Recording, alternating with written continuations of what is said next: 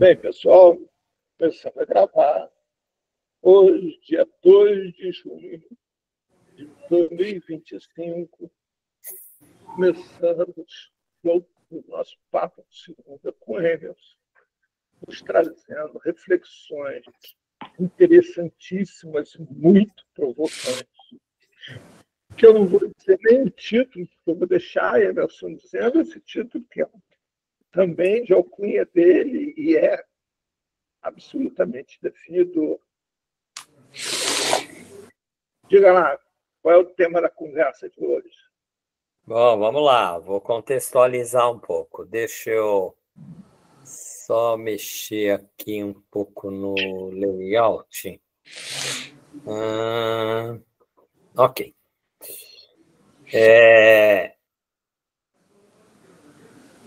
Bom, a conversa hoje ela é um. Eu quero tirar essa imagem de trás aqui. Espera um pouquinho. Pronto. Plano de fundo. Deixa eu botar uma coisinha mais bonitinha. Professor Emerson chamou a bronze, hein? Enquanto você tira aí o fundo. Pronto, agora aqui. Bom, tá ótimo, melhora. Bom, quer dizer, é uma conversa que ela nasce. Então, boa noite, né? Antes de mais nada, a todos e todas vocês. Boa noite. É bem bom estar aqui mais uma vez. É uma conversa de uma longa data dentro da minha experiência, mas ela é uma conversa atualíssima, né? Ela nasce, na verdade, em cima de uma experiência no campo da luta antimanicomial, num período em que eu estava muito envolvido com uma rede de serviço antimanicomial na cidade de Campinas, em São Paulo. Só muito rápido, a cidade de Campinas é uma cidade que tem perto de 1.200.000 habitantes, é um polo econômico importante dentro do estado de São Paulo, tem uma região metropolitana quase do tamanho da cidade do Rio de Janeiro, então, e é muito um aglomerado urbano muito grande, né? São muitos municípios, mas formando uma mancha urbana muito extensa e quase conectada numa linha de mancha urbana que tem em São Paulo, que liga a região metropolitana de São Paulo à região metropolitana de Campinas, que é gigantesca. São mais de 100 quilômetros dessa distância quase que praticamente urbanizada, né? Entre muitos e muitos municípios. E Campinas ela teve uma importância durante os anos 89 e 90, quando tinha acabado de ser promulgada a Constituição do Sistema Único de Saúde em 88, a Constituição Cidadã de 88, e dentro dela vai caminhar. Edna, o microfone seu está aberto, Edna. Tá, obrigado. E dentro dessa região, com algumas outras regiões, nos anos 89 em diante, vão iniciar-se muitas experiências tentando enfrentar o desafio que nós ainda não sabíamos como vencer, que era a construção do Sistema Único de Saúde. E um dos frontes, talvez eu hoje reconheço que era o fronte mais instigante que nós tínhamos, era o fronte da luta antimanicomial. Muito mais do que a própria rede de cuidado nos bairros, na chamada rede básica do Sistema Único de Saúde, porque a gente tinha uma ousadia maior nessa experiência da luta antimanicomial.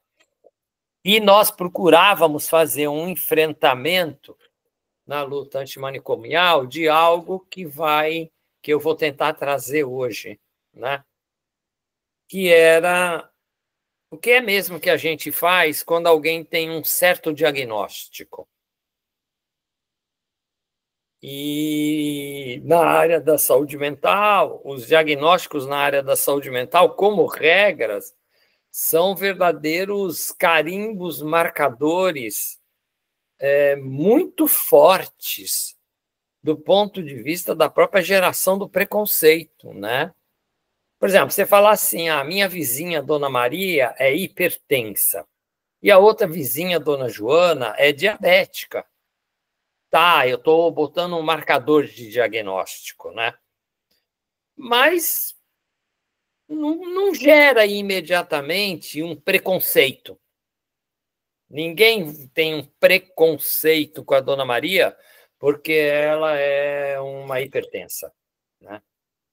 Mas você virar e falar assim, e o filho da Dona Maria é um esquizofrênico paranoico com diagnóstico psiquiátrico, isso mobiliza muita coisa dentro da nossa sociedade. A gente já fica tendo uma reação até medrosa, né, em relação a esse rapaz, que a gente nem sabe quem é, a gente só sabe que ele é um esquizofrênico. Ainda mais se alguém falar assim, não, ele é um esquizofrênico delirante, sempre fica muito assim, não conversa, sempre muito esquisitão, está sempre conversando com um ar, assim, com as coisas da cabeça dele. Isso quer dizer que na área da saúde mental, ou na área da luta antimanicomial, eu prefiro do que saúde mental, o diagnóstico ele é um marcador que gera muita ação preconceituosa numa sociedade que não tem uma história generosa com a diferença, né? Nós não somos uma história de um país que se forma por 500 e tantos anos, né? A gente já tem, teoricamente, né, porque é muito mais, mas vamos supor que seja isso, né? Mais de 525 anos de história de uma colonização, e não é uma história bonita, né, essa colonização no Brasil, né? Ela é muito violenta, ela transforma a diferença em desigualdade e autorização de ação violenta contra o diferente menos poderoso, né? E na saúde isso é muito interessante de observar. Isso quer dizer que quando a gente está naquele contexto, né? Acabou de assinar a Constituição de 88, a gente já vinha vivendo algumas experiências de esforços de luta para tentar combater o cuidado manicomial, que é um cuidado muito violento, prisional, né? Então, por exemplo, a gente pode fazer crítica ao cuidado à Dona Maria hipertensa, dizer, não, ela não é bem cuidada, os médicos não atendem ela direito, a equipe de saúde não atende ela direito, mas isso não gera um ato de ação prisional, né? Na saúde mental ou no campo psiquiátrico, um diagnóstico não só gera muito preconceito, mas autoriza a práticas prisionais. E o manicômio é a grande representação da prática prisional, né? Eu sou de uma geração que, quando estudante de medicina, muito interessado no campo da psiquiatria, vai para dentro de muitos manicômios, né? Eu vou viver experiências de dentro de manicômios. E eu lembro a primeira vez que eu fui no Juqueri, em Franco da Rocha, que era da mesma Barbárica, Barbacena, em Minas, ou da mesma Barbárie que era colônia no Rio de Janeiro, né? Ou aquele de Niterói, ou seja, Juruba, eu esqueci agora, confusão minha de nome. Hã? Jurujuba, ó, uma voz aqui me explicando, Jurujuba, é isso mesmo. Eu confundi com Jujuba, né? Não era nada docinho, era Jurujuba, né? Então, quando a gente está naquele desafio, né, de 89 em diante, vamos dizer que nós estamos diante de desafios importantes dos dois campos, né? Como é que mesmo a gente cuida de gente hipertensa, diabética, com tuberculose, com N problemas cardiopáticos, mas isso não é igual quando você coloca, como é que eu cuido do dependente crônico do uso de álcool intensivamente? Como é que eu cuido do psicótico delirante? Como é que eu cuido? Bom, e vai por aí afora. Então, nessa área, o diagnóstico chama outras coisas. Ela chama, no mínimo, essas duas intervenções, né? Uma certa rejeição explícita do outro, né? Pela vizinhança, pela própria família. Quantos de nós, eu estou aqui lembrando, quantas vezes eu não tive contato com mini manicômios privados organizados dentro de casa, os seus loucos e as suas loucas, né? Mães que prendiam o seu filho delirante, diagnosticado, que não tinha para onde, não tinha lugares de cuidado, a não ser um manicômio, nem sempre ela conseguia, no chamado manicômio, prender o filho, ela prendia em casa, né? Conheci muitas casas com celas, né? E é uma prática muito mais comum do que a gente pensa, né? Então, quando a gente está nesse contexto, a gente percebe que o enfrentamento no campo da saúde mental é muito mais punk e que ele nos obriga não só a criticar a prática limitada da psiquiatria biomédica ou da psiquiatria organicista, uma psiquiatria que definia o fim da vida do outro ao dar o diagnóstico, né? E não uma abertura para um outro tipo de possibilidade de vida. E combater essa possibilidade desse conhecimento psiquiátrico biomédico, né, exigia uma radicalidade muito maior do que combater a medicina biomédica para enfrentar uma hipertensão. Mas mesmo na hipertensão, daqui a pouco eu volto a isso vai ser interessante de olhar. Isso quer dizer que a gente vai nesses 89, 90, em alguma dessas grandes cidades brasileiras, porque vai ter um fenômeno na eleição de 88 para 89, uma vitória de muitos governos populares, progressistas, na maioria das grandes capitais do Sul, Sudeste e muitas do Nordeste.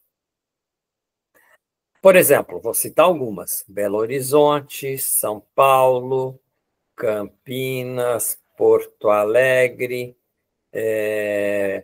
a gente vai ter Salvador, vai ter Fortaleza, vamos ter Recife, só que muito rápido, né? Nós vamos ter Angra dos Reis, por exemplo, no Rio de Janeiro.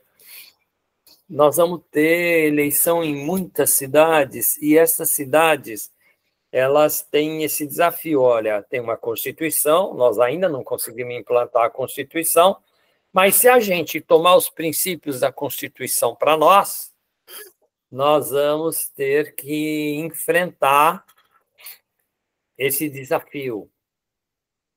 E é nesse contexto que eu vou seguir várias experiências, vou participar de várias experiências. E aqui no século XXI, já uma das experiências que eu acompanho, até hoje eu acompanho, mas acompanhei mais intimamente desde 89 até 2012. Então, eu fiquei vinculado a essa experiência há 23 anos, assim, ininterruptamente. Hoje eu acompanho, mas não tenho uma relação que nem eu tinha, né? E nós fomos meio que tentando entender como é mesmo que a gente pode enfrentar vou chamar assim, né, um certo estigma social, que é a desse de dar um diagnóstico para alguém. Olha, para vocês terem uma ideia de um estigma social forte, que não está na saúde mental, eu vou citar 3. Aquilo que nós chamávamos de lepra quando eu fazia medicina, que depois vai ser chamado de hanseníase, tuberculose e HIV. Então, é muito interessante que tem uma questão fora da saúde mental, que nós já tínhamos experiências de muito estigma. Você falar assim, minha vizinha é leprosa, por exemplo, nossa senhora, você estimulava o bairro a chamar a polícia para tirar aquela mulher dali. Ah, o fulano de tal, vizinho meu da frente, é tuberculoso. Nossa senhora. O filho de não sei quem é HIV positivo. Olha, carrega preconceito aí dentro, carrega estigma, né? Pede violência, pede autoritarismo, né? E na saúde mental, esse enfrentamento, ele vai, nas nossas experiências de 89, ter algo que é assim. Como que a gente enfrenta isso? Será que basta mudar o nome? E aí a lepra é uma história boa, né? Porque a gente muda o nome, mas não tira o estigma, né? Então, tudo que a gente tinha de estigma na palavra lepra, hoje a gente tem na hanseníase, na palavra hanseníase. Então, nós tiramos da nomenclatura diagnóstica lepra, não tem mais no Código Internacional da Doença a palavra lepra, mas tem sim a de hanseníase. E se alguém fala, nossa, mas a mulher aqui do lado ela é hanseniana, né? Ela tem hanseníase. Nossa, ela não pode ficar morando aqui no bairro, né? E esse enfrentamento na luta antimanicomial, ela foi tomada por nós de uma maneira mais ampla como um desafio gigantesco. Será que nós podemos fazer um outro exercício? E isso ajuda eu quero chegar nisso, eu vou voltar a isso, a meio despatologizar aquela vida que justifica a violência contra ela.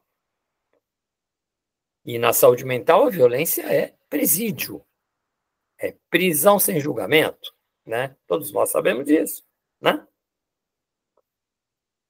E aí, esse processo, ele vai ter uma oportunidade dele que nós que trabalhávamos no serviço antimanicomial em Campinas, a gente consegue, no ano 2005, 2006, a gente começa a construir uma conversa nos serviços dessa rede antimanicomial que a gente vinha construindo desde 89, a gente começa a construir uma conversa tipo assim, gente, que tal a gente se juntar, trabalhadores e trabalhadoras, trabalhadores em geral, de vários serviços da da luta antimanicomial de Campinas e fazemos uma pesquisa conjunta para a gente entender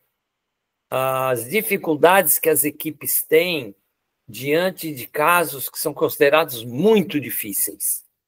E, às vezes, são tão difíceis que a equipe abandona porque não sabe mais o que fazer. Ou seja, aquilo que eu chamava na época, junto com essa equipe, de fracasso terapêutico. Ou seja, existem situações, às vezes, tão grave, tão grave, tão grave, que a equipe, às vezes, não está preparada para enfrentar e ela experimenta as poucas coisas que ela sabe fazer, não funciona, porque o caso é muito complexo, né?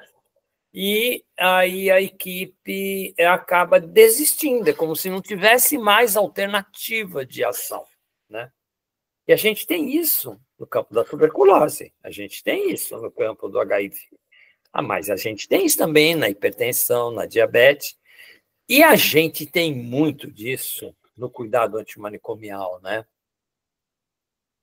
E aí a gente vai construindo uma proposta e eu faço uma proposta para o grupo de pesquisa e era a ideia assim, vamos abandonar o CID? Vamos deixar de lado os diagnósticos psiquiátricos? Então, a gente vai abandonar o diagnóstico psiquiátrico. E o que a gente põe no lugar? E começamos uma roda de conversa. Eu ia fazendo ideias e ia vendo se essas ideias pegavam, né, nos grupos, né?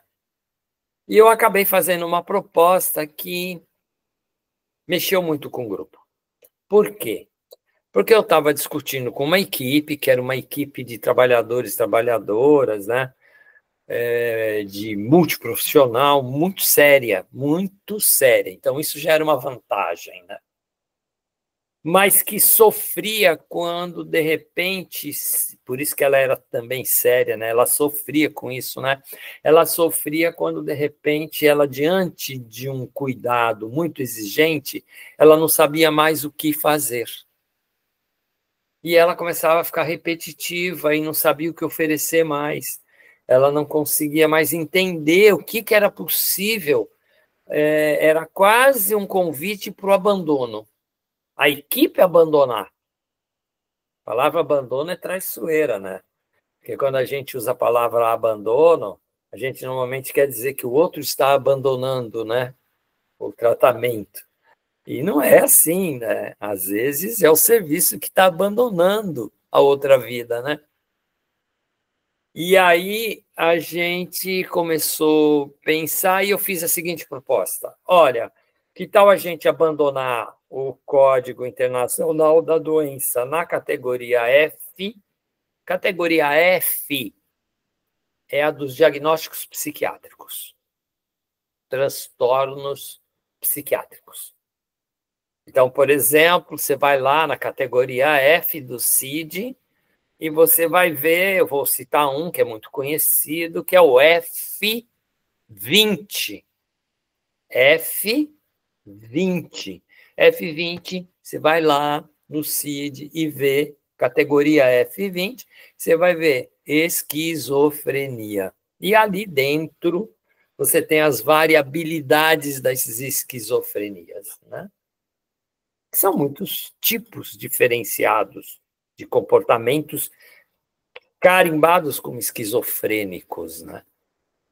E aí eu propus, vamos abandonar os Fs? Vamos deixar de ler no prontuário seu Antônio é um F20. Porque quando a gente vai lá e lê seu Antônio é um F20, isso já cria um impacto no corpo da equipe, né?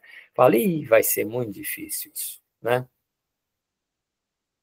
E aí eu propus, vamos trabalhar com outra categoria.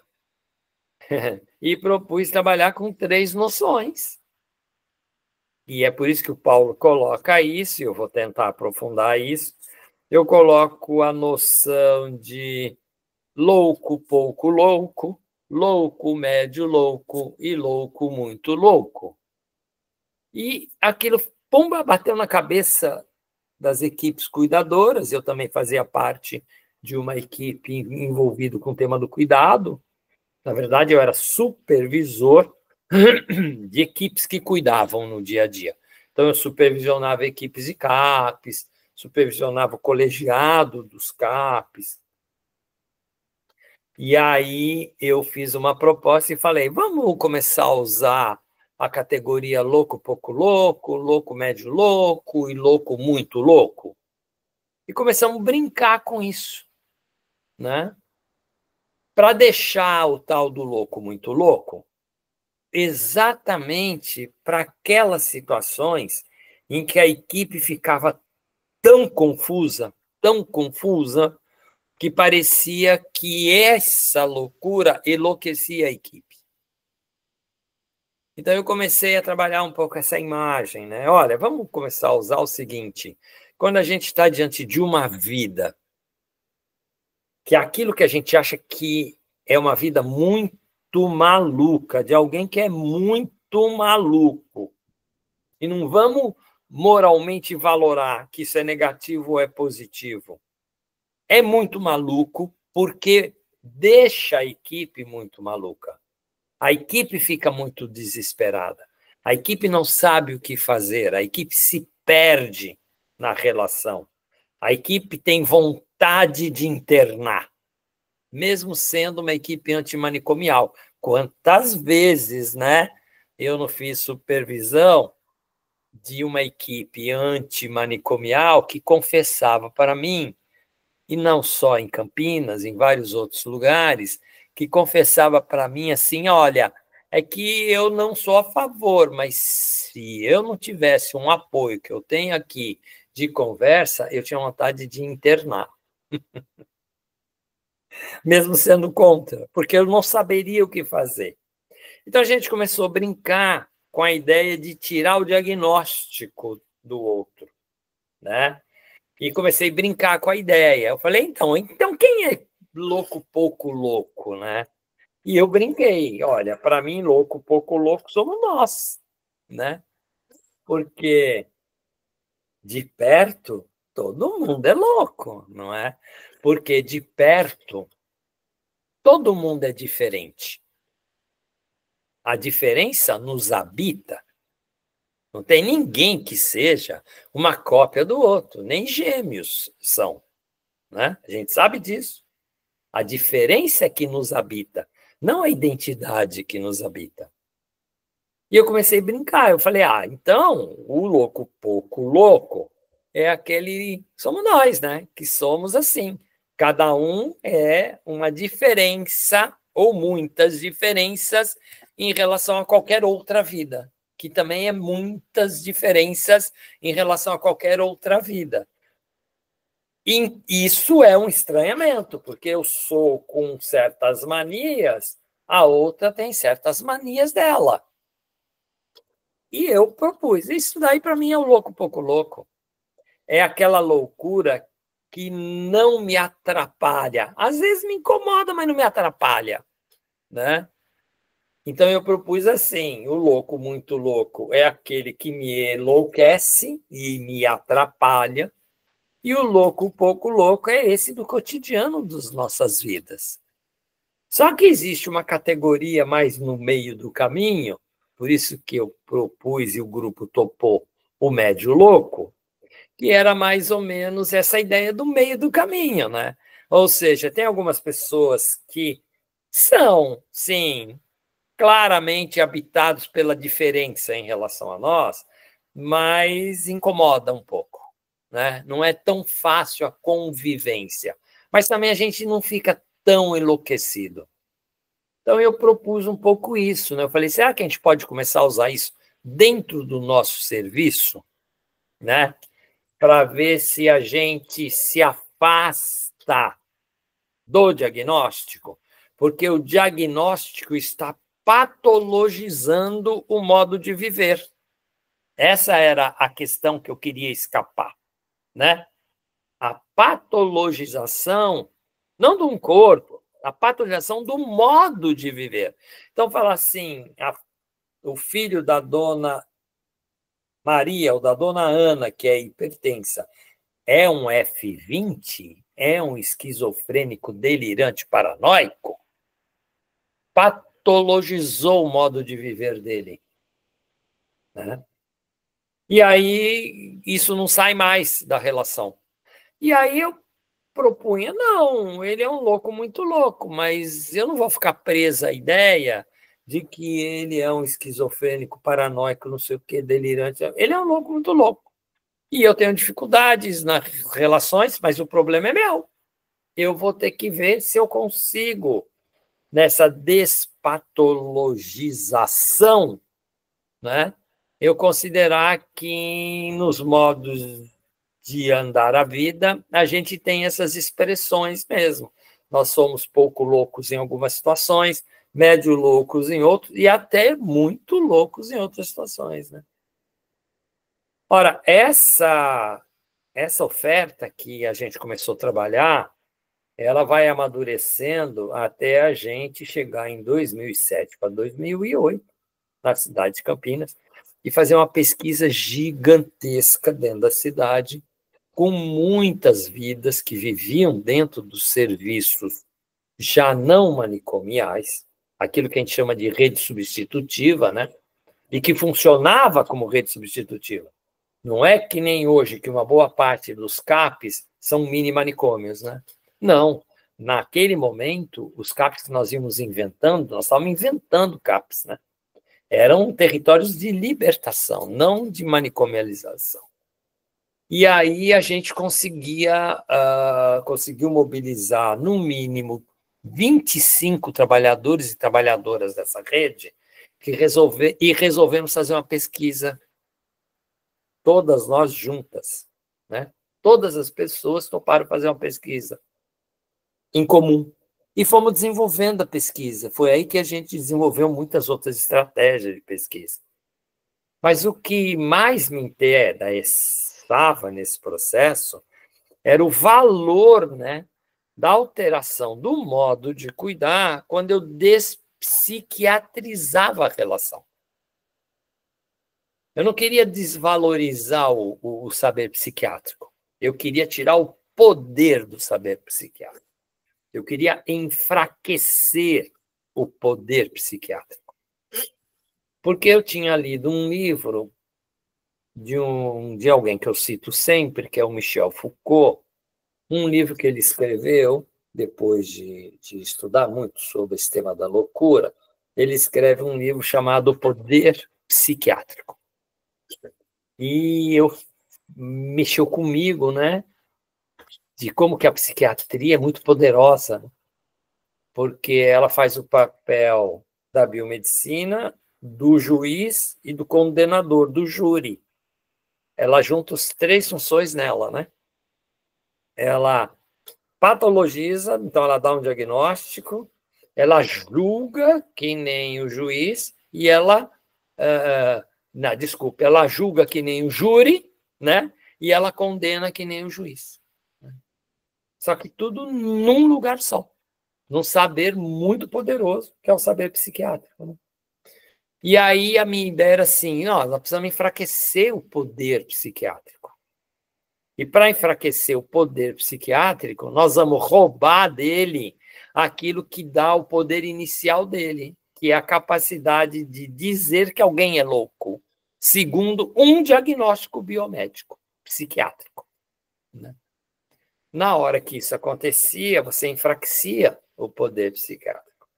Então, é óbvio que aquela pessoa que delirava, ela não deixava de delirar, vamos dizer assim, né?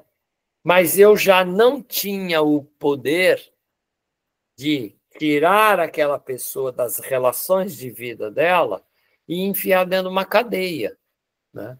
E prisão perpétua, né? Eu lembro que os manicômios que a gente desmontou, às vezes você encontrava alguém que estava lá há 53, 54 anos vivendo na mesma cadeia, sem nunca ter saído de lá, nunca ter tido visitas mais depois do primeiro ano de internação. Então, está lá 53, 54 anos e há 52, 53 anos não recebe uma visita, né? Isso é É o criminoso mais criminoso possível num país que liberta criminosos por matar alguém por bom comportamento em 10 anos, né? De um presídio. É um paradoxo tudo isso, né? E aí essa ideia de poder a gente, eu vou usar entre aspas, mas é bem isso, né? De brincar com a ideia de que tem mais vida naquela vida do que a psiquiatria enxerga, era a ideia de diminuir o poder psiquiátrico. Então, a brincadeira de louco, pouco louco, médio louco, muito louco, era a ideia de enfraquecer o poder psiquiátrico. E, a partir daí, olhar essa outra vida como um lugar de muitas vidas, e não só de uma vida só, que era aquele do diagnóstico. Então, agora eu posso voltar à dona Ana hipertensa e ao filho dela esquizofrênico, delirante, não é? Eu posso voltar às duas vidas. Porque a dona Ana hipertensa, quem é a dona Ana hipertensa? Bom, a dona Ana é mulher, vamos dizer que ela é branca ou preta, ela é idosa, tem mais de 65 anos, ela é hipertensa, grave, ela é mãe de 4 filhos, ela é viúva, ela é cozinheira, ela é religiosa, ela é cantora do coral da igreja dela, ela é... E eu posso... eu posso ir botando tantas vidas na dona Ana que aquele diagnóstico da hipertensão, que era absoluto, e é absoluto, no modo de cuidar da biomedicina dos hipertensos, ele vai ficando pequenininho, porque ela é tanto e eu vou botando mais vida, porque ela tem mais vida, ela é corintiana, porque eu sou corintiana, por isso, tá? De propósito. Ela é corintiana, né? Ela é membro da Gaviões da Fiel, ela... Bom, enfim, eu vou criando. E onde eu descubro isso, né? Como é que eu sei que a dona Ana hipertensa, ela não é só hipertensa? Como é que eu vou despatologizando ela? Eu vou enfraquecendo a patologização da vida dela, e que, quando eu patologizo ela desse jeito, a vida dela vira um inferno, porque eu começo a querer mandar, controlar, impor comida, impor, obrigar, que é assim que a biomedicina, que só fica prisioneira do diagnóstico, faz. E esquece que a dona Ana são muitas Anas, é uma multidão de Anas, com muitos recortes de vida nela. Quando eu percebo que ela tem 100 características, 200, quanto mais eu pesquisar com ela, porque ela é que vai me dando a dica de que ela é isso, que ela é aquilo, que ela é não sei o quê, quanto mais eu vou pesquisando com ela, mais eu vou descobrindo outras Anas na dona Ana hipertensa. E aí a Ana hipertensa vira um detalhe num 300 donas Anas que estão ali. Isso quer dizer que muda o meu olhar do ponto de vista da própria noção de cuidado terapêutico. Eu não fico prisioneiro só a uma receita de um remédio e de uma interdição de um sal, porque eu nem sei que comida a dona Ana gosta, nem sei como é que ela faz comida, né? Só que à medida que eu vou descobrindo, ela é cozinheira, mas ela é também glutona. Ela é uma glutona que gosta de comer isso, e isso, e isso. Então, são tantas as características possíveis dentro dessas histórias todas, né? Ela é avó, ela é isso, ela é aquilo, ela é alfabetizada, ela é leitora. E aí eu vou podendo imaginar que essa expressão na saúde mental, lá na luta antimanicomial, melhor dizendo, ela vai também. O filho dela não é só um F20 esquizofrênico paranoico, né? Não é, né? Ele é pintor, ele é eletricista, ele é jogador de bola, ele é, bom, enfim, ele também tem centenas, dezenas, trezenas, e bota mais vida nessa vida. Isso muda, porque a esquizofrenia paranoica vai ficando pequena de tantas outras vidas que vão brotando na própria relação que você vai conhecendo. E mais, é, como qualquer vida, uma vida em aberto em que mais vidas podem ser produzidas que ainda não estão produzidas. Se eu fico preso ao diagnóstico, eu condeno essa vida. Eu meio que diz assim, esquizofrênico, paranoico, nunca vai fazer tal coisa. Pronto, condenei. Condenei a vida, não é? Se eu não fico preso a isso, de repente esse cara está fazendo teatro. Por exemplo, tem um grupo chamado Zona, num trabalho de um grupo de teatro de psicóticos dentro da PUC de São Paulo, coordenado por um filósofo chamado Peter Paul Pelbach, que é incrível. Todas as artistas, os artistas, as LGBTQIA+, artistas psicotizadas, são artistas. Né? Participam da construção da peça, participam da escolha do roteiro, participam da escrita, participam da montagem do cenário, participam. Então, olha, não são só artistas, são cenógrafos, participam da discussão da direção da peça, participam da propaganda da peça, participam da montagem da peça em diferentes lugares, participam da negociação da produção da peça numa cidade X. Ou seja, olha o que acontece aí dentro, né? E a gente sabe que a arte tem essa potência também, né?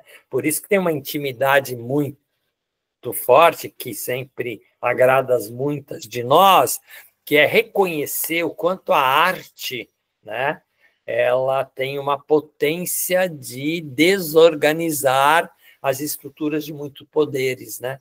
Tipo poder psiquiátrico, tipo poder médico da biomedicina, né?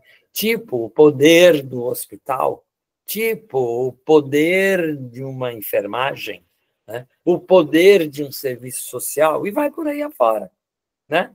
O poder de uma vizinhança preconceituosa.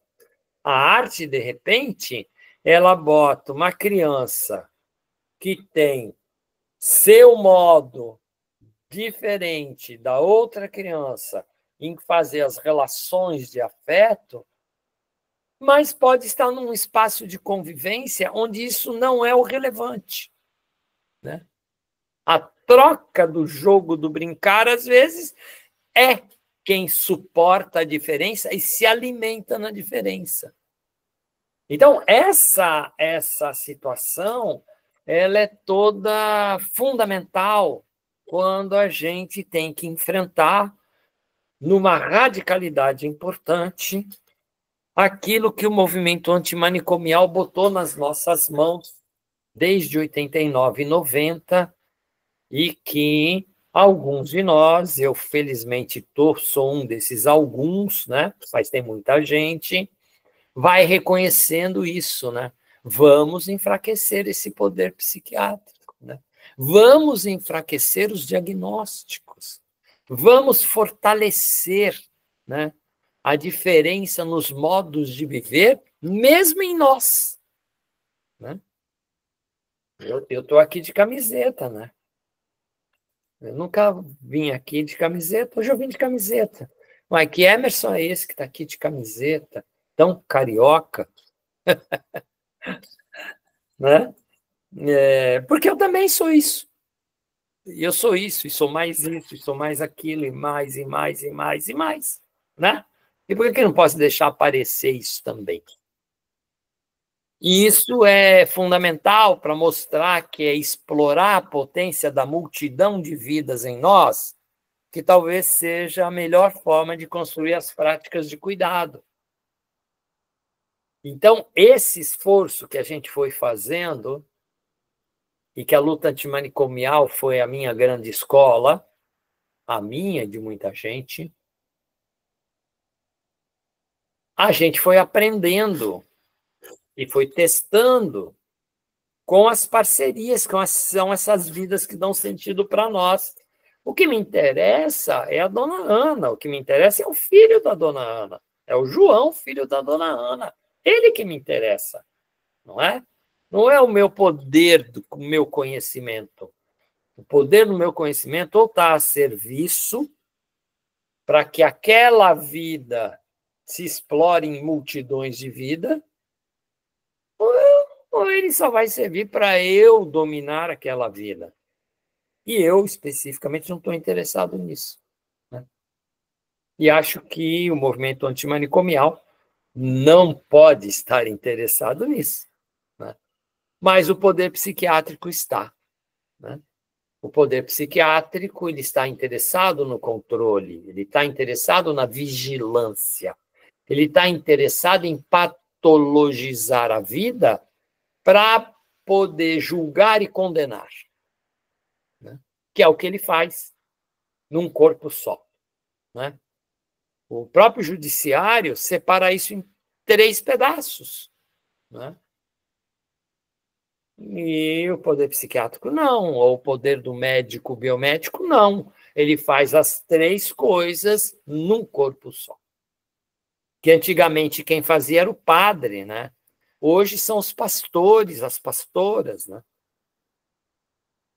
E os médicos da biomedicina e os psiquiatras do manicômio, né? Esses são os que ocupam esse lugar hoje. Tem um enfraquecimento, vamos dizer assim, do padre da Igreja Católica, mas tem uma ocupação desse lugar que ele ocupava pelos pastores de outras religiões, né?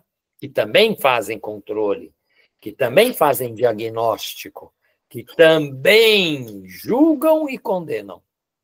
Né? Então, isso é um elemento chave, né, no desenho da conversa de hoje, e que eu acho que poderia estar interessando aqui como algo a se acumular nessas trocas e experiências que a gente vem fazendo todas as segundas, né, à noite, várias de nós vem fazendo isso, de diferentes maneiras. Então, era isso mesmo. O Paulo, você já levantou a mão, está aberto para qualquer um poder falar e vamos nessa. Emerson, te escutando, foi inevitável lembrar de um caso que eu atendi há muitos anos atrás e que é impressionante como vai exatamente de encontro a tudo isso que você falava. Que é o seguinte, chegou a mim, na época, um homem que tinha um diagnóstico de uso abusivo de cocaína. E aí, em torno de 30, 35 anos. Com a seguinte característica, ele era filho de uma família extremamente rica, eles eram donos de um banco, ele era filho único, e o pai dele era o único dono desse banco, nem sócio tinha. Né? na época era um banco bem conhecido. Bem, e aí o contrato que eu fiz foi que eu ia atender a família em separado. E foi muito interessante, porque assim, o quadro era o seguinte: o pai trabalhava muito, muito mesmo. E a mãe era uma mulher muito rica e se dedicava exclusivamente àquele filho, que também era filho único dela. E ela vinha de uma família onde tinha um traço de muitas pessoas dessa família terem distúrbio mental, sendo que a principal dela era a mãe dela, a mãe desse meu cliente. E dentro desse quadro, essa mãe do cliente, horrorizada, porque ela tinha escutado que o distúrbio mental era hereditário, ela preocupadíssima do filho ter algum distúrbio mental, ela fazia já psiquiatria preventiva. E ela comprou o CID e começou a estudar o CID. E o filho entrou na adolescência, ela diagnosticou o filho. E, ao diagnosticar o filho, ela levava o filho ao psiquiatra, já chegava no psiquiatra, já dando diagnóstico para o psiquiatra. E o filho foi aprendendo tudo aquilo. E, com aquele aprendizado, ele foi descobrindo que, se ele fosse doente mental, ele estava liberado de toda e qualquer obrigação na vida. Então, ele não precisava estudar, ele, inclusive, tinha dinheiro a rodo, morava numa enorme mansão. E o cara começou a fazer também todo o papel. Aprendeu a ser doente mental, embora soubesse que não era doente mental, e aí prescrevia um medicamento para ele e jogava por simplesmente o medicamento fora. E assim estava liberado de tudo. Esse quadro todo começou a se desmoronar quando eu fiz um acordo com a mãe, que a mãe chegava nas sessões, o pai invariavelmente ficava calado, e a mãe nas sessões com aquela linguagem de psiquiatria, descrevendo o filho a partir da linguagem psiquiátrica. Eu falei: olha, vamos fazer o seguinte, você esquece o CID e vamos, você fala do teu filho. Quem é teu filho? E aí, tudo isso, ela foi começando a falar do filho, né, das características, o que o filho gostava de fazer, como é que o filho era quando era criança, e etc, etc, etc. E é aí que surgiu toda a história de fato. Quer dizer, surgiu, inclusive, no momento que o pai tinha abandonado a terapia de família, que não estava, repetiu o comportamento da família. E ela falando, começou a falar de todo esse quadro. E é aí que desmascarou a história do filho, foi aí que o filho narrou também, quer dizer, fizeram outras coisas no caminho, mas o filho narrou a coisa de jogar os medicamentos fora e tudo isso. O quadro se inverteu totalmente, impressionantemente, Emerson, porque essa família, esse cara, o pai morreu anos depois, ele assumiu o negócio do pai. Descobriu que o pai tinha... O negócio estava pré-falimentar, porque o pai tinha torrado o dinheiro da sua rua. E ele conseguiu ainda reverter esse quadro, vender o banco que ele era dono, porque tinha herdado do pai, e ficar riquíssimo, vivendo muito bem, obrigado. Entendeu? Mas é interessante que foi exatamente na hora que despatologizou a família, né? A mulher, o filho, etc., que a vida deu um curso, né? Que a vida assumiu o seu lugar, né? Cada um pôde assumir o seu lugar dentro daquela estrutura familiar. E cada um foi conduzir a sua vida, e todos muito bem, obrigado, a hora que se descobriram com capacidade de serem felizes, né? Não precisavam estar preocupados, nem a mulher preocupada se o filho tinha sofrido a questão da hereditariedade, se era mental, e nem o filho precisava se esconder de ninguém, e ele próprio assumiu o trabalho do pai e foi embora. Mas é muito interessante isso, porque isso, nesse caso, foi de verdade absoluta. Interessante, né? Porque eu acho que é isso mesmo, né? São muitos casos que se conta assim, independente de ser uma família com muita riqueza material, porque eu trocaria a ideia de riqueza material em certas situações ao conceito de riqueza cultural, né? riqueza afetiva. Então, por exemplo, tem muita família que não tem uma... Desculpe. Tem muita família que não tem uma riqueza material igual a essa, mas ela tem uma capacidade de variações de experiências culturais, né? Musical, artística, poética, leituras ou coisas desse tipo, né? Com conversas interessantes, abertas, ou mesmo afetiva, né? Uma riqueza afetiva de tal ordem que não discrimina nada da diferença do outro e da outra dentro da dinâmica, né? Então, essas riquezas, elas são chaves para poder aquela vida se explodir em outras vidas, né? E surpreende, porque o tal do diagnóstico perde força, né? Perde potência. Outras potências aparecem ali, né? Outras potências. Assim, é a exaustão quem tem abertura de acolher experiências nesse sentido, a exaustão. Você vive experiências que muitos já condenaram como impossíveis de acontecerem ali, onde estão acontecendo. Então é legal mesmo, esse seu histórico é um histórico interessante, né? Assim, uma Gente, questão que fala. vai muito de encontro que você coloca é a questão do uso de substâncias psicoativas, né? Ah, Que sim. eu Ah, normalmente chega para mim pessoas com essa característica com muita frequência. E quando você coloca a droga do lado de conversa com a pessoa, eu, por exemplo, logo coloco que eu não sou químico, portanto, eu não cuido de droga. Quem cuida de droga é químico. Eu cuido de gente. Então, e quando deixa essa questão de lado e começa a falar da sua vida, como que ah. isso acontece com a força enorme, essa coisa da explosão da vida. Lógico, você é a mesma coisa que você regar bem um canteiro, né? É a mesma coisa, né? Quando você tem um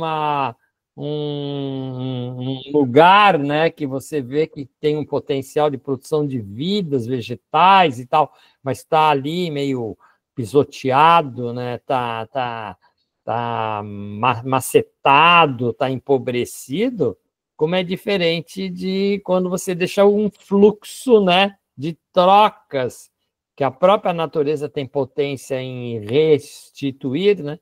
Como que isso muda, né? Tem muito, né? Tem muito, muito. E eu,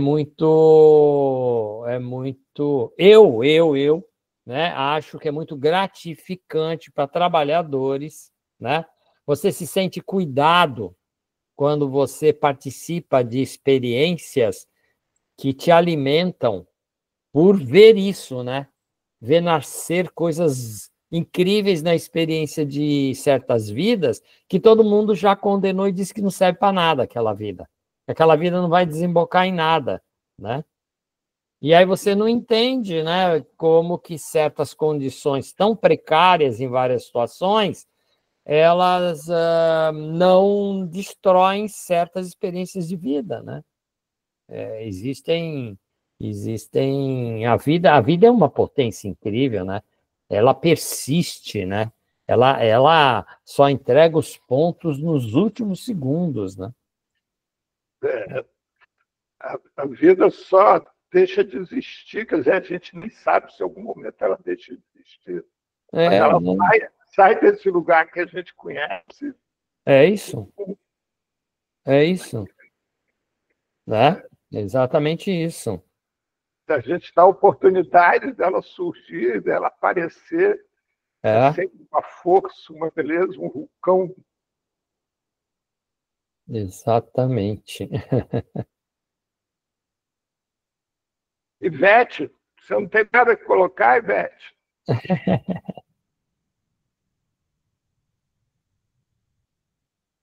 E você, Edna?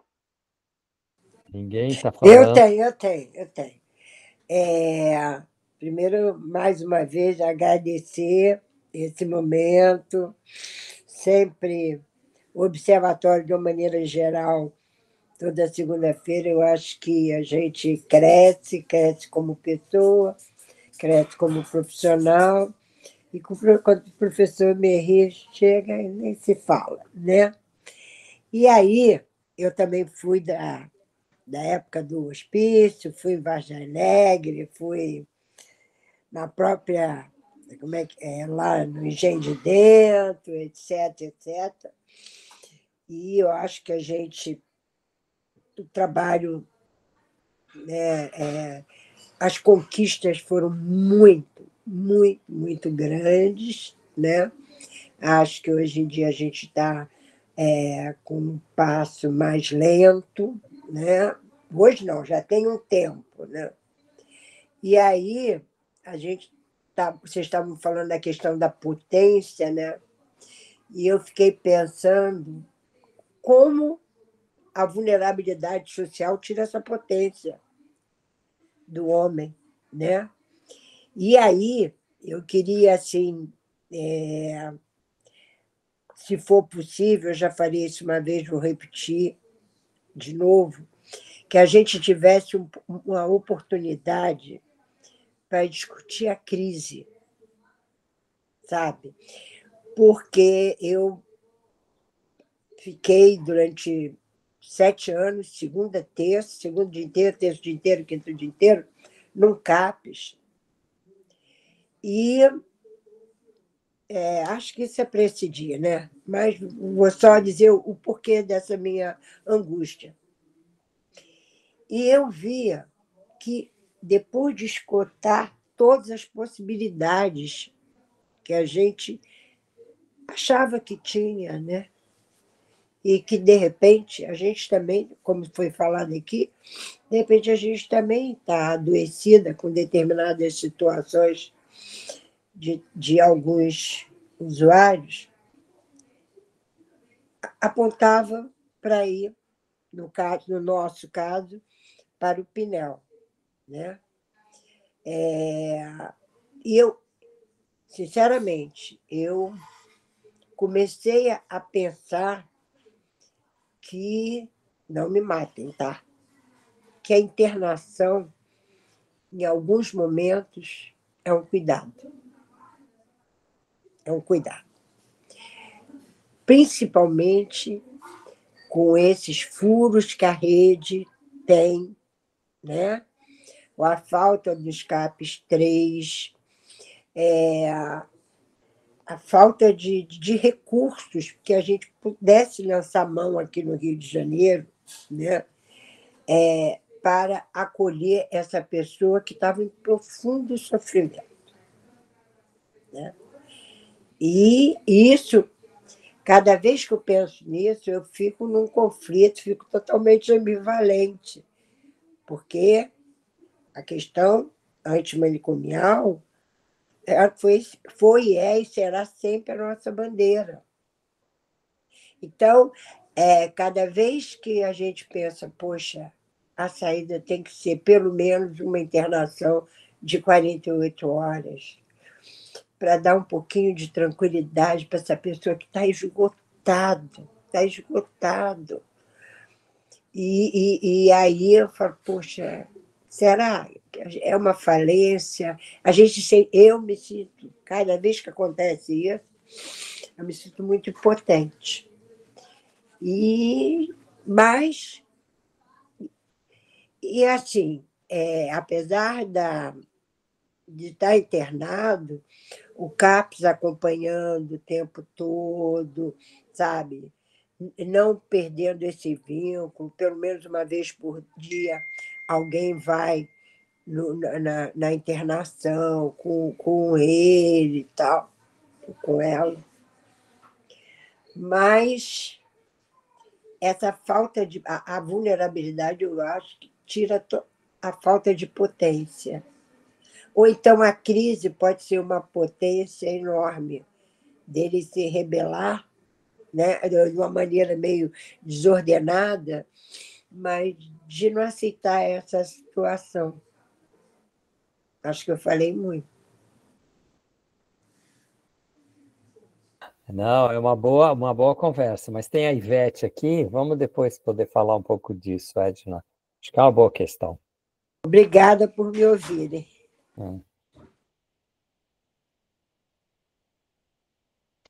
Boa noite. Eu sempre gosto muito de ouvir você, Merri. Já te acompanho há um tempo, já tive a oportunidade, né, de assistir aula presencial com você aqui em Minas. E assim, eu sempre falo, né, e coloco para os colegas quanto eu aprendo com a sua dinâmica e formato de ensinar mesmo, né, esse trabalho. Eu fiquei pensando aqui que eu comungo muito dessa ideia, né, da gente trazer o sujeito, né, como o Paulo mesmo ressaltou, né, esse sujeito tirar o lugar da droga, né, e trazer o sujeito para a cena, né, para que ele possa aparecer e ser. E aí, pensando na questão da luta antimanicomial, eu não sou dessa época, né, de vocês aí, que nasceu e cresceu na luta, mas a gente não deixou de lutar, porque essa luta nossa é constante, né? Existem hoje os novos manicômios, cada vez mais arranjos diferentes, enfraquecimento da rede, às vezes até um retrocesso, que a gente tem vivenciado em todos os municípios, acho que todo o Brasil, escutando a Edna falar do Rio de Janeiro, né, remete que, de certa forma, a nossa rede ela tem existido muitos furos, muitos vazios, assim, de um modo geral, é uma realidade em todos os lugares, né? Ainda com pouco investimento, né, dentro da política pública de saúde mental, nos serviços dispositivos. Mas eu ainda acredito que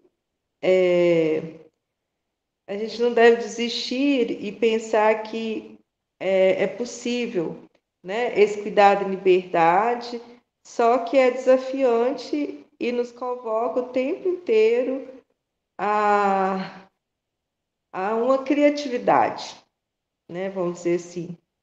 A gente precisa reinventar o tempo inteiro para lidar com esse sujeito na crise, principalmente relacionado à questão hoje, né? Eu trabalho no CAPS-AD, na questão do usuário de substâncias, como que isso é mais ainda desafiante e traz outros elementos que coloca, né, a situação numa questão de vulnerabilidade.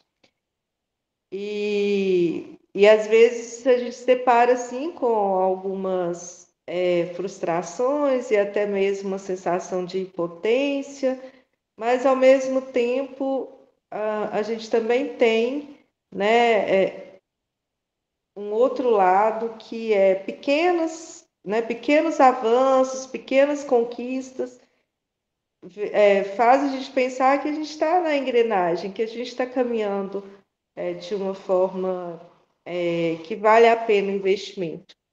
E aí, quando a Edna traz também essa questão, né, de pensar se deveria ter uma internação, eu vou colocar num outro ponto, né? Não sei se a internação é o caminho, mas existe a possibilidade do leito crise, né? Para aquelas situações que precisam, às vezes, de um tempo de um cuidado um pouco mais intensivo quando não tem o serviço 24 horas, né? O CAPS 3, por exemplo. São formas da gente também recorrer no hospital geral, com alguns arranjos que a gente busca, que dá um suporte também minimamente quando a gente necessita desse cuidado naquele momento.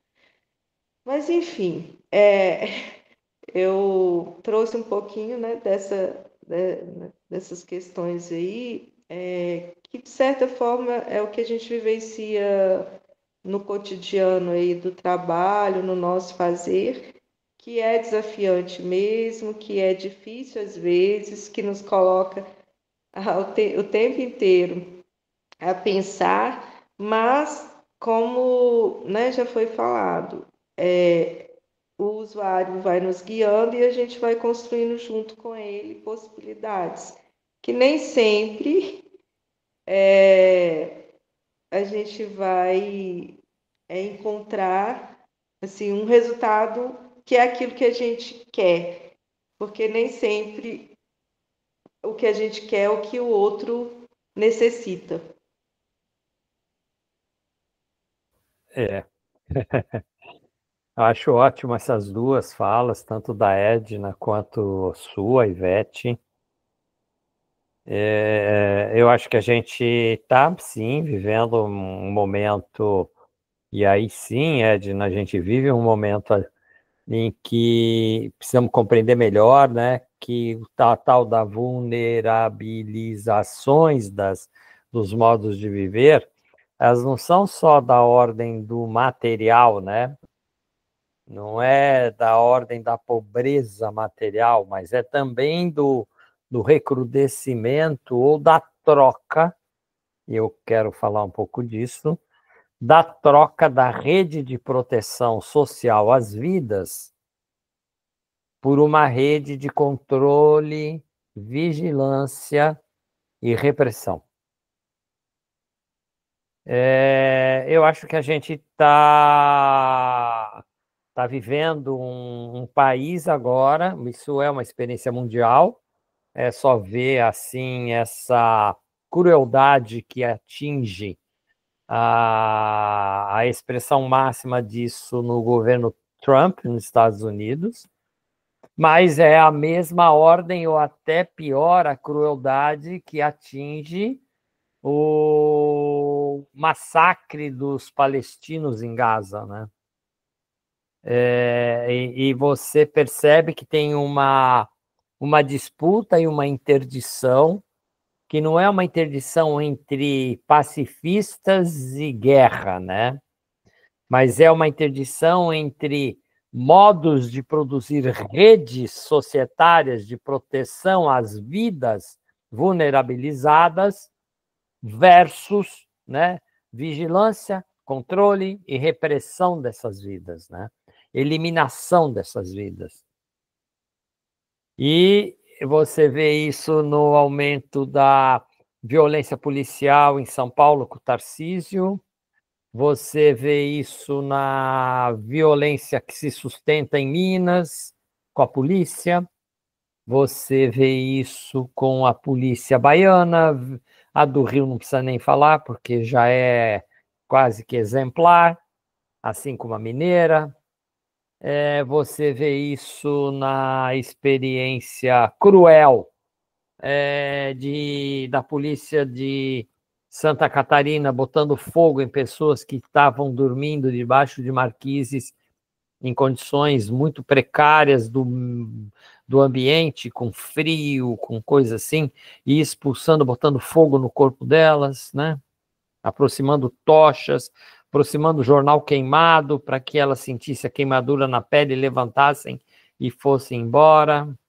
E é a polícia fazendo isso, não é o comerciante, é a polícia fazendo isso, né?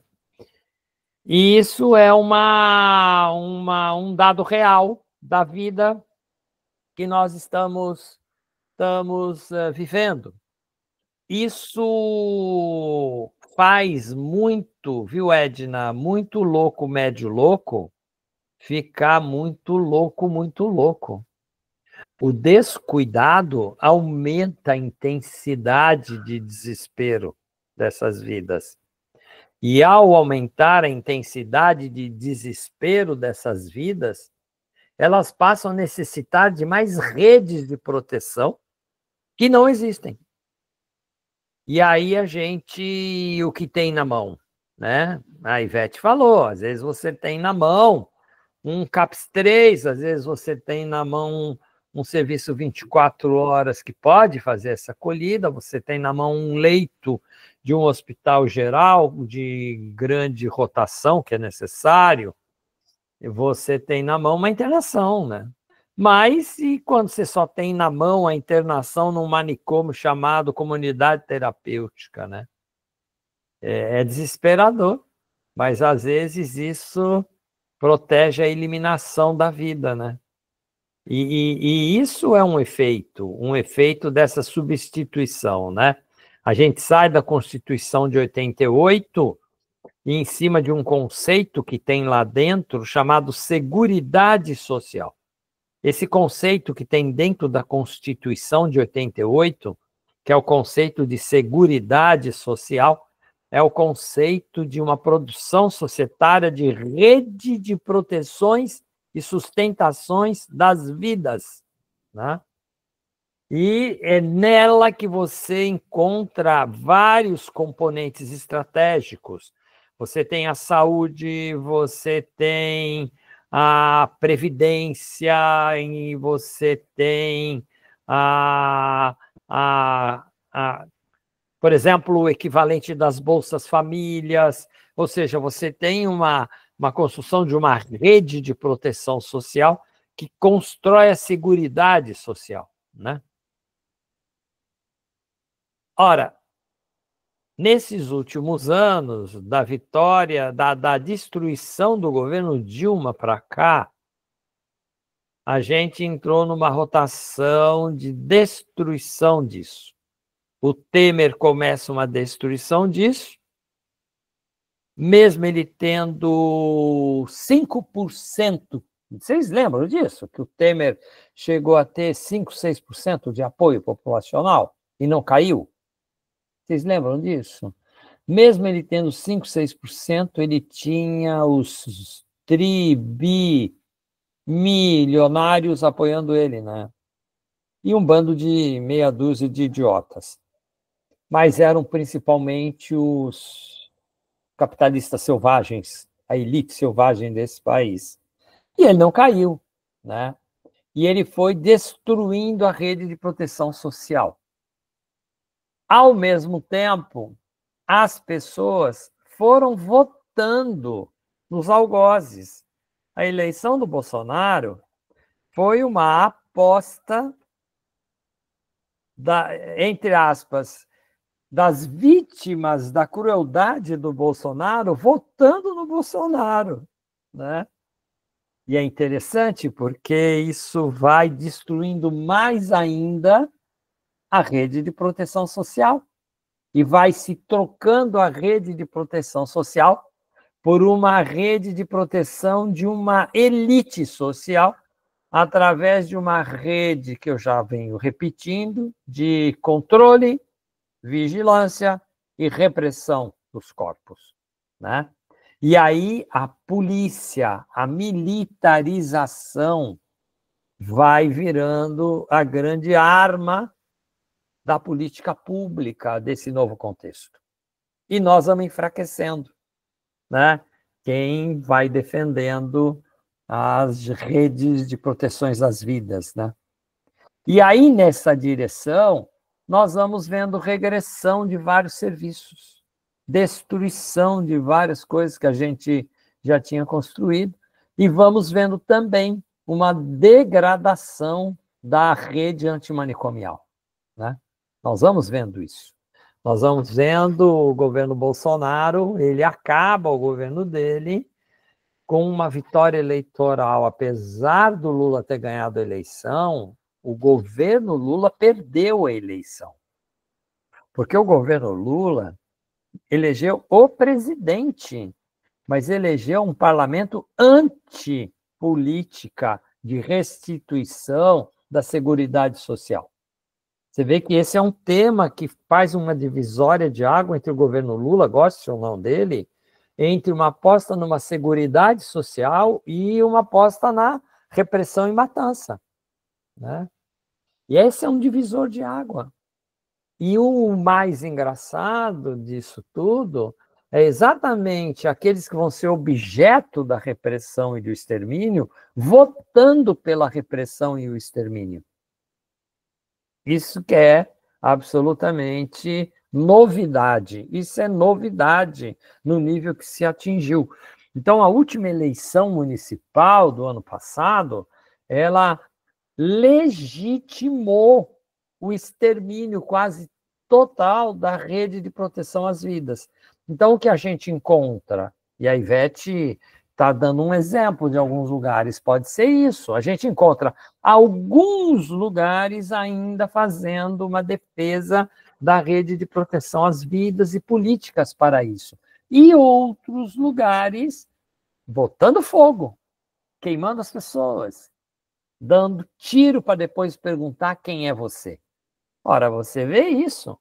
É como se a eleição municipal virasse para esses cruéis e falasse: continuem praticando a crueldade de vocês, porque é isso que as pessoas querem, né?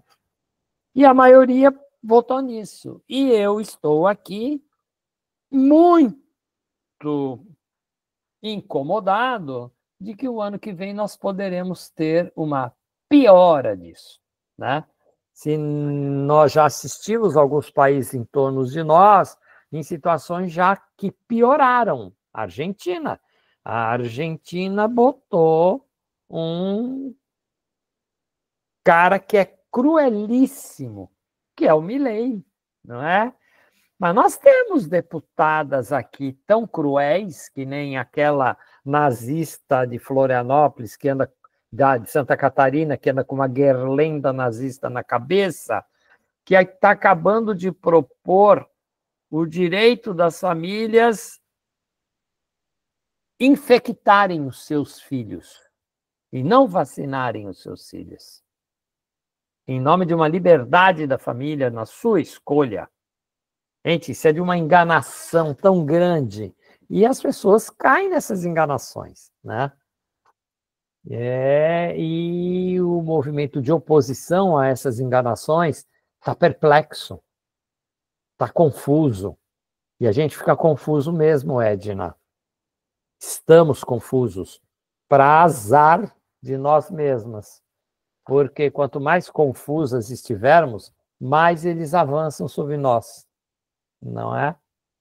E eu acho que é isso que a gente anda vivendo, né? A gente anda vivendo uma situação que poderá piorar, né? Acho que o ano que vem poderá ser um indicador de muita piora, e mesmo com a vitória do Lula. Vai ser um Lula mais dominado ainda do que esse que já está dominado, porque perdeu a eleição. É o que ninguém fala, né? O Lula perdeu a eleição e ganhou a presidência. Como ele perdeu a eleição e ganhou a presidência, ele é governado pela direita. Ou é expulso, impeachmentado, não é? Essa é um dilema, porque ele ainda acha que dá para fazer algumas coisas, e dá mesmo, não é? Tirando as pessoas da miséria absoluta, por exemplo, que é o pouco que deixam ele fazer, né? É o pouco que deixam ele fazer, né?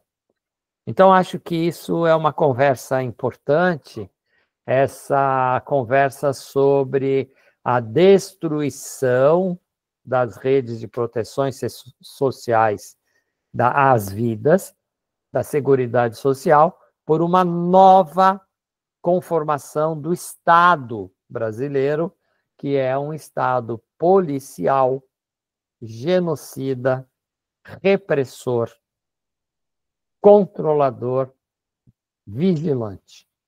E está aí a serviço dessa elite. Essa vai ser minha última fala, mas eu sei que tem o Sérgio falando, porque eu realmente estou começando a perder energia aqui. Sérgio, eu quero te ouvir. Boa noite, Berri. Fala bem pertinente. Poxa, gostei do que você falou. Uma coisa dá uma certa temeridade a gente, né? Que a coisa pode piorar. E a sensação que a gente tem é essa. A gente vê também a agenda ambiental sendo posta de lado completamente, né? Esse governo que está aí, que venceu, e que não é governo, não é que está sendo governado, mas essa grandeza de estadista que Lula tem, ele consegue, como você falou, negociar algumas coisas. Temos a esperança nisso, né?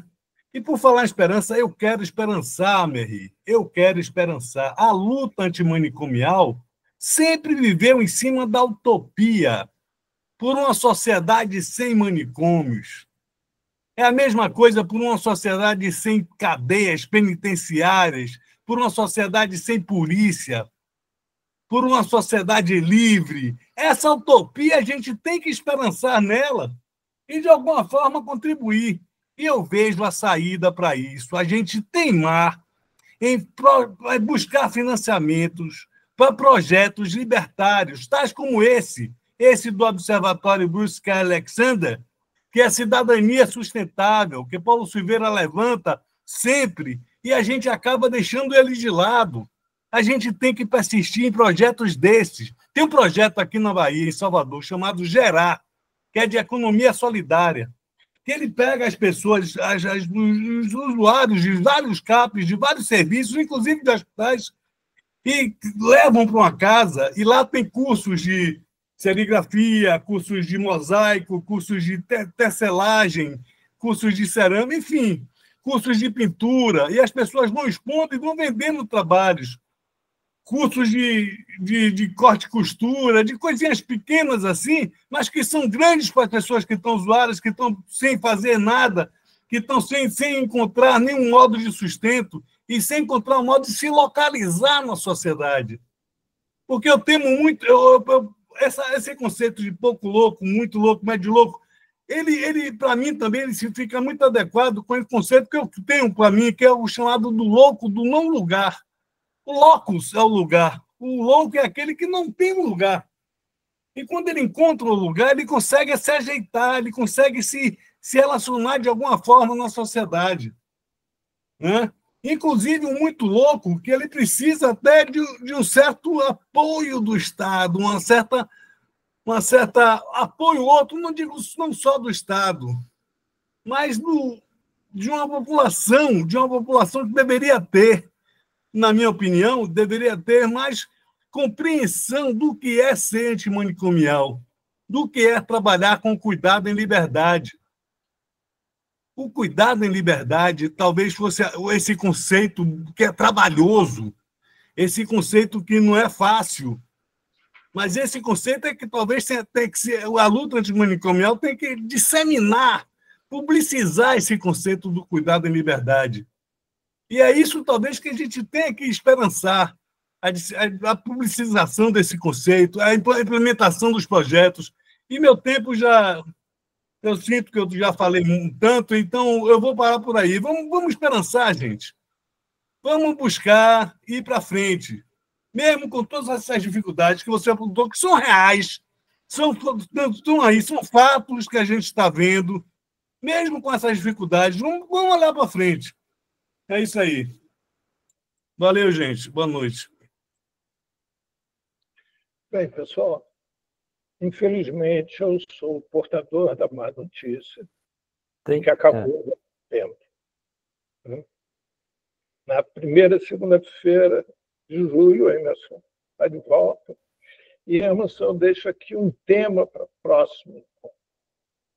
Quando a internação é inevitável. Será que existe essa situação? Será que é possível o cuidado de liberdade sempre? Como é que se faz? Dentro desse Brasil real, desse Brasil de hoje, como é que faz? Onde que estamos? O que é possível? Vamos lá? Emerson, tá bom. Mais uma tá vez, bom. muito Ótimo. obrigado. Obrigado, gente. Mais uma vez, um beijo grande para você. Beijo em todo mundo. Um grande abraço, Alexandre. Eu andei lendo várias coisas que você tem colocado e acho o trem interessante. Um grande abraço, todo mundo. Muito obrigada. E obrigado, Boa noite. gente. Boa Obrigado. noite. Tchau. Tchau. Grato, gente. Legal. Mas... Massa. Vamos em frente. Vamos esperançar.